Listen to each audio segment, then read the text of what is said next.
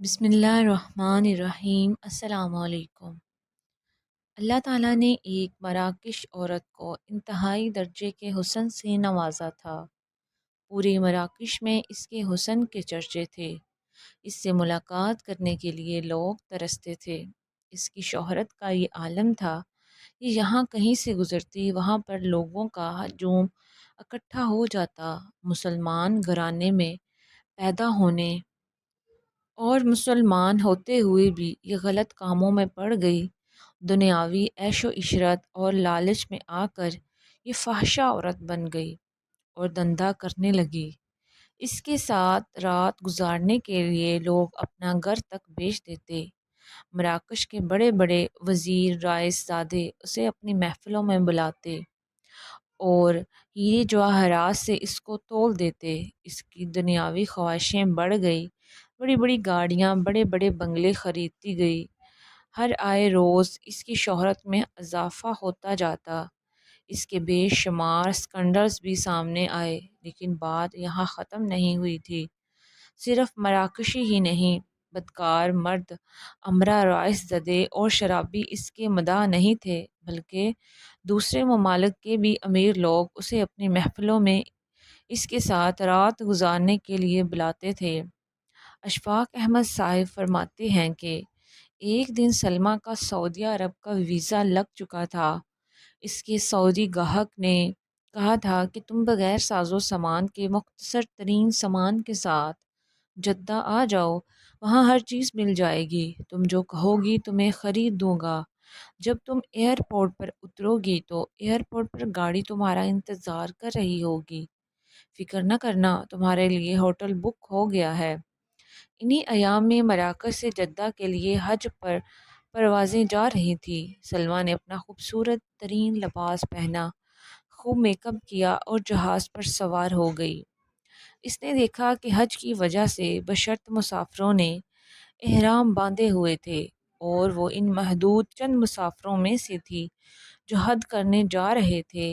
लेकिन सलमा तो अपने ख़ास गाहक से मिलने और जद्दा शहर में फसाको फजार का बाजार गर्म करने जा रही थी, जबकि बाकी लोग अपने रब करीम के घर की ज़ियारत और फ़रीज़ा हज की अदायगी के लिए सफ़र कर रहे थे। इशफाक अहम साहब फरमाते हैं कि इस जहाज़ में सफ़र एक ही था, लेकिन तमाम लोग अल्लाह ताला से अपनी बख्शिश दुनिया और आखिरत लेने की नीयत से जा रहे थे।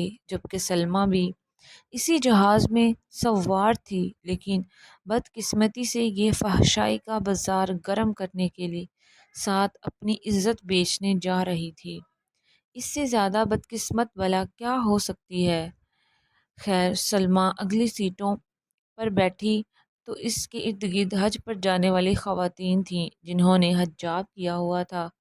कुछ देर तो वो कुर्सी की पुश्त की जानब की जेब में रखे हुए मैगज़ीन के साथ खेलती रही। फिर इसने खाना खाया, आंखें बंद कर ली। इसकी आंखें लग गई, न जाने वो कब तक सोती रही।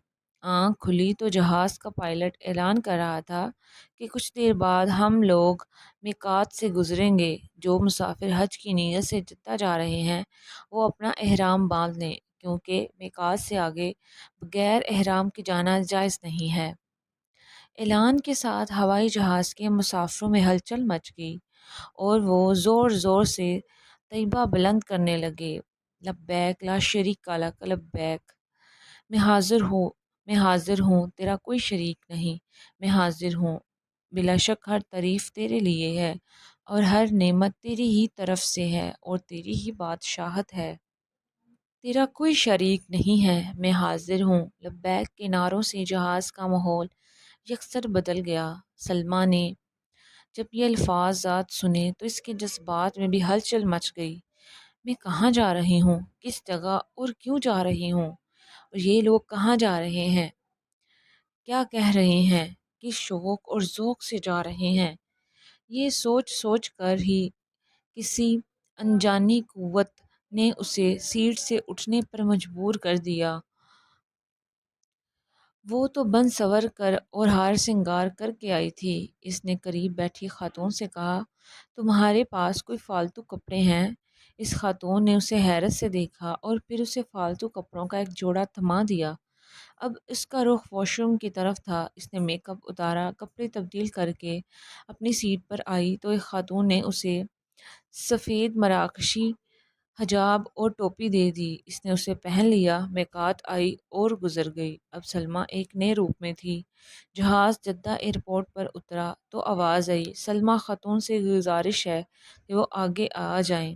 اس کے ساتھ وی آئی پی سلوک ہوا اور اسے خاص پروٹوکول دیا گیا کیونکہ اس کا گاہک کوئی بہت ہی امیر کبیر شخص تھا جس نے پہلے سے انتظام کروا رکھا تھا۔ ہوائی جہاز سے سب سے پہلے اترنے والی سلمیٰ ہی تھی۔ نیچے اتری، امیگریشن اور سسٹم سے فارغ ہوئی تو انتہائی خوبصورت اور ایک قیمتی گاڑی اس کے استقبال کے لیے موجود تھی۔ گاڑی میں بیٹھی تو گاڑی کا رخ ہوٹل کی طرف تھا۔ اس کا کمرہ پہلے سے بک تھا۔ کمرے میں گئی تو وہ بیڈ پر لیٹ گئی۔ لمبے سفر کی وجہ سے اسے آرام کی ضرورت تھی۔ وہ فوری سو گئی۔ اس نے خواب دیکھا کہ ایک شخص اپنے دائیں ہاتھ میں فانوس لیے کھڑا ہے۔ فانوس سے نور بکھر رہا ہے، نور سے دور دور تک روشنی پھیلی ہوئی ہے۔ اس شخص کے بائیں ہاتھ میں آگ کا شعلہ ہے جس سے اس کے جسم کے ایک حصے کو جلایا جا رہا ہے۔ سلمیٰ ہڑبڑا کر اٹھی بیٹھی۔ اسے بڑا ڈر لگ رہا تھا۔ خواب بڑا واضح تھا۔ اس کے سامنے دونوں راستے تھے، خیر اور شر کا راستہ، ایک ہدایت کا، دوسرا ظلمت کا راستہ۔ اس نے آنکھیں بند کر کے اپنی سابقہ زندگی پر غور کیا۔ اس سے اپنے آپ سے گھن آئی۔ اس نے سوچا، غور کیا اور ایک عجیب فیصلہ کیا۔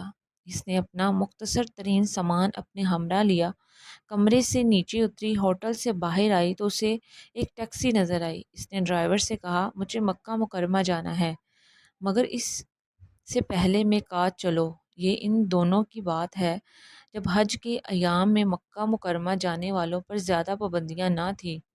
ٹیکسی ڈرائیور اسے میقات پر لے گیا۔ میقات پر پہنچ کر اس نے غسل کیا، وضو کر کے احرام باندھا، حج کی نیت کی اور تلبیہ بلند کیا۔ اللہم لبیک کہتی ہوئی ٹیکسی پر سوار ہوئی۔ مکہ مکرمہ میں داخل ہوئی تو اس کی زبان پر لبیک کی صدائیں جاری تھیں، آنکھوں سے آنسوؤں کی ندیاں بہہ رہی تھیں۔ اسے ایسے محسوس ہو رہا تھا جیسے اسے جنت میں لایا جا رہا ہو۔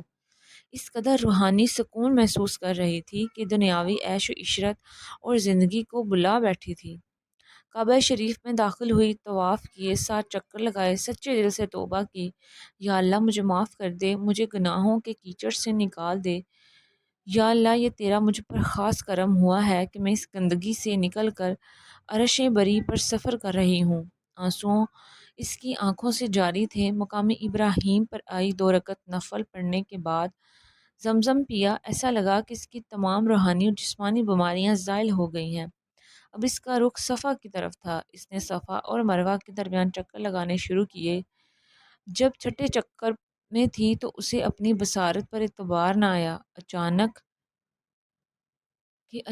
اسے بریگیڈیئر عبدالعزیز صحیح کرتا نظر آیا۔ یہ وہی بریگیڈیئر عبدالعزیز تھا جس کا اس نے مراکش سے دوسرے شہر ٹرانسفر کروا دیا تھا، کیونکہ ایک دفعہ یا کسی وزیر سے ملنے گئی تو راستے میں بریگیڈیئر عبدالعزیز نے اسے روک لیا کہ آپ اس وقت وزیر کے کمرے میں نہیں جا سکتی کیونکہ یہ غیر قانونی ہے۔ سلمیٰ نے اسے سب کچھ بتایا کہ مجھے وزیر نے بلایا ہے، لیکن اس نے سلمیٰ کو اندر نہ جانے دیا۔ کافی دیر بعد وزیر اپنا منہ لپیٹے خود باہر آیا اور اسے لے کر اپنے ساتھ چلا گیا۔ اسی وجہ سے سلمیٰ نے اس بریگیڈیئر کا یہاں سے تبادلہ کروا دیا کہ میں جب بھی آیا کروں گی یہ مجھے تنگ کیا کرے گا۔ سلمیٰ اپنے آپ کو روک نہ سکی، اس کے سامنے کھڑی ہو گئی، کہنے لگی، عبدالعزیز تم یہاں پر بھی آ گئے ہو؟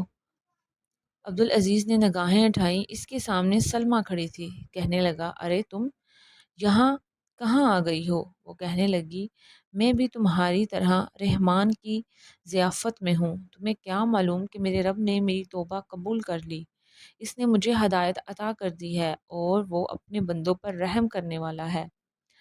ساتھ میں یہ بچوں کی طرح بلک بلک کر رو رہی تھی۔ عبدالعزیز نے اسے حوصلہ دیا اور کہا، میں بھی رحمان کی ضیافت میں ہوں۔ دونوں نے سعی مکمل کی سلمہ نے کہا کہ اگر تمہارے لیے ممکن ہو تو مجھے اپنے ساتھ رکھ لو، میں اکیلی ہوں، حج کیسے کروں گی؟ عبدالعزیز نے قافلے کے ذمہ داران سے درخواست کی اور سفارش کی، جسے قبول کر لیا گیا۔ یوں سلمہ نے حج کے باقی ارکان اپنی قوم کے افراد کے ساتھ ادا کیے۔ سلمہ نے حج کے ارکان پورے کیے، اب قافلے کا رخ مدینہ منورہ کی طرف تھا۔ سلمہ بھی مدینہ پہنچ گئی۔ عبدالعزیز سلمہ کو دیکھتا رہا، اس کا انداز بالکل بدل گیا تھا۔ حج نے اس پر بہت گہرا اثر ڈالا تھا اور وہ اب رحمان کی بندی بن گئی تھی۔ عبدالعزیز کی سلمہ کے بارے میں رائے تبدیل ہو چکی تھی اور وہ اس کی توبہ سے بڑا خوش تھا۔ سلمہ نے اسے جدہ ایئرپورٹ سے اترنے کے بعد سارے واقعات سنائے۔ سلمہ نے عبدالعزیز سے کہا کہ میرے پاس مراکش میں خاصی دولت ہے جو میں نے غلط کاموں سے کمائی ہے، میں چاہتی ہوں اسے اچھے کاموں میں لگا دوں، اور ساتھ ہی اس نے رونا شروع کر دیا۔ شاید اللہ تعالیٰ میری بخشش کر دیا گے، تم میری مدد کرو گے؟ عبدالعزیز نے کہا ہاں، ایک شرط پر۔ وہ کیا؟ سلمہ بولی۔ عبدالعزیز نے کہا یہ کہ تم ہمیشہ کے لیے میرے دامن سے وابستہ ہو جاؤ۔ سلمہ نے لمحہ بھر سوچا، سر تسلیم خم کر دیا اور کہا ہاں، میں اپنے آپ کو اپنے خاوند کے طور پر قبول کرتی ہوں آپ کو۔ اس کے بعد یہ لوگ مراکش واپس آئے، یہاں پر باقاعدہ نکاح کیا۔ برگیڈ عبدالعزیز نے اسے اپنی عزت بنا لیا اور اس کی کمائی ہوئی تمام حرام دولت کو غریبوں مسکینوں پر خرچ کیا۔ اشفاق احمد صاحب فرماتے ہیں کہ اللہ تعالیٰ جب کسی کو ہدایت دینے پر آئے تو وہ چاہے کسی بھی حال میں ہو، اللہ اسے غلاظت سے اٹھا کر پھولوں کی سیج پر بٹھا دیتا ہے، گمراہی سے نکال کر صراط مستقیم پر چلا دیتا ہے۔ اشفاق احمد صاحب فرماتے ہیں انسان صرف ایک قدم اس کی طرف بڑھا کر تو دیکھے، وہ جو پوری دنیا کا مالک ہے، جو 18,000 مخلوقات کا پیدا کرنے والا ہے، جس نے زمین و آسمان بنائے، اور وہ اس شخص کے بڑھتے ہوئے ایک قدم سے خود 40 قدم بڑھا کر اس کا استقبال کرتا ہے۔ وہ خدا جس نے کائنات کا ذرہ ذرہ بنایا، وہ انسان کے منہ سے توبہ کا لفظ سننے کے لیے اس شخص کا استقبال کرتا ہے۔ اللہ اکبر۔ اپنی اصلاح کیجیے، صرف الفاظوں سے نہیں بلکہ اپنے اعمالوں سے۔ آپ کو مسلمان ہونا چھلکنا چاہیے۔ یہ عارضی دنیا ہے، یہ ہمیشہ کا ٹھکانہ نہیں ہے۔ اس دنیا کی عیش و عشرت میں نہ پڑو، یہ تو دھوکہ ہے۔ آخرت کی تیاری کرو۔ اس دنیا میں تم آخرت کے امتحان کے لیے آئے ہو، یہاں اس امتحان کی اچھی تیاری کرو گے تو آخرت میں کامیاب ہو جاؤ گے۔ اشفاق احمد صاحب فرماتے ہیں کہ یہ دنیا کی ناکامی کوئی ناکامی نہیں، ڈرو اس وقت سے، ڈرو اس ناکامی سے جب دہاڑے حشر کی خدا نخواستہ فرشتوں نے یہ کہہ دیا کہ فلاں کا بیٹا ناکام ہو گیا، اور وہ دنیا آخرت کی سب سے بڑی اور حقیقی ناکامی ہے، اس سے بڑھ کر کوئی ناکامی نہیں۔ اللہ تعالیٰ سے دعا ہے کہ وہ ہمیں دنیا آخرت دونوں میں کامیاب فرمائے اور اس دنیاوی اندھیرے سے نکال کر آخری روشنی کو پہچاننے کی توفیق دے، اور اس دنیا میں رہتے ہوئے آخرت کی تیاری کرنے والا بنائے۔ آپ سے گزارش ہے میرے چینل کو سبسکرائب کریں اور ویڈیو کو لائک شیئر ضرور کریں۔